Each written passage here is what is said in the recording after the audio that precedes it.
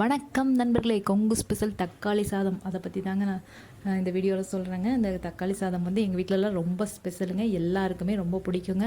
தக்காளி நல்லா பழுத்த வளமாக கிடச்சி நிறையா போட்டு இந்த சாப்பாடு செஞ்சால் சூப்பராக இருக்குங்க. அரிசிக்கு தகுந்த மாதிரி அரிசிக்கு தகுந்த மாதிரி தக்காளி பழம் போட்டு செஞ்சால் அருமையாக இருக்குங்க. இது எங்கள் வீட்டில் எல்லாருக்குமே பிடிக்குங்க. இதுக்கு எதுவுமே தொட்டுக்கிறக்கும் நாங்கள் எதுவுமே செய்ய மாட்டோங்க. அந்த சாப்பாடு சூடாக சாப்பிட்டோம்னா அருமையாக இருக்குங்க. மழை நேரத்துலலாம் செஞ்சு சாப்பிட்டிங்கன்னா எல்லோரும் குடும்பத்தோடு சேர்ந்து சாப்பிட்டோம்னா நல்லா இருக்குங்க. அது அந்த நிலா வெளிச்சத்தில் சாப்பிடுவோம் பாருங்க, எல்லோரும் சேர்ந்து அதெல்லாம் ஒரு அருமையாக இருக்குங்க. அது ஒரு சந்தோஷமாக இருக்குங்க. எல்லாருமே சேர்ந்து சாப்பிட்றது. இந்த சாப்பாடு எப்படி செய்யறதுன்னு சொல்லுவோம் பாருங்க.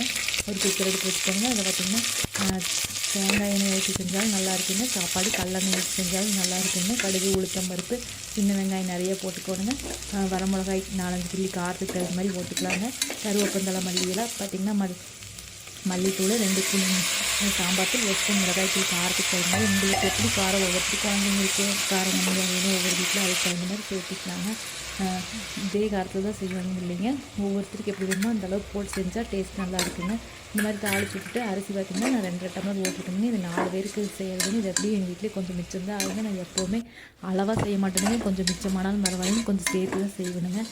பார்த்திங்கன்னா தாளிச்சு விட்டுட்டு உப்பு போட்டு தண்ணி வச்சு தண்ணி நம்ம அரிசிக்கு தகுந்த மாதிரி வச்சு அரிசிக்கு தகுந்த மாதிரி விசில் விட்டு இறக்கிடுவோங்க. எப்போவுமே குக்கர் மூடி போடும்போது பார்த்திங்கன்னா எப்போவுமே அந்த விசில் போடுற இடத்துல ஏதாவது அடைச்சிருக்குதான்னு ஊறிட்டு சுத்தமாக கழுவிட்டு லப்பரெல்லாம் நல்லா இருக்குதான்னு பார்த்துட்டு தான் போடணுங்க. அதுதாங்க அடுப்புக்கிட்ட நின்று வேலை செய்கிறவங்களுக்குமே ஒரு பாதுகாப்பாக இருக்குங்க. அது நான் எப்போவுமே செக் பண்ணாமல் அது பண்ணவே மாட்டேனுங்க. நீங்களும் அதே மாதிரியே பண்ணுங்க நண்பர்களே, உங்களுக்கும் சேஃபாக இருக்குங்க.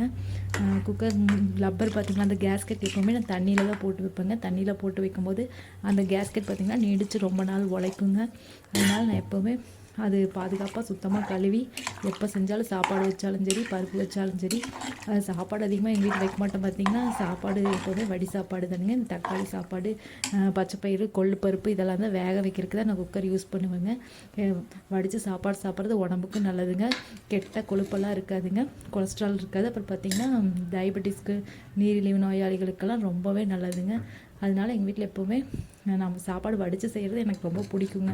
அதனால் அந்த மாதிரி தான் செய்வேனுங்க. அப்புறம் பார்த்திங்கன்னா தக்காளி சாப்பாடு பார்த்திங்கன்னா நல்லா உதிரியாக வந்துச்சுன்னா ரொம்ப அருமையாக இருக்குங்க. கரெக்டான பதத்தில் நீங்கள் தண்ணி வச்சு சாப்பாடு உதிரியாக நல்லா வேக வச்சு எடுத்திங்கன்னா அருமையாக இருக்குங்க.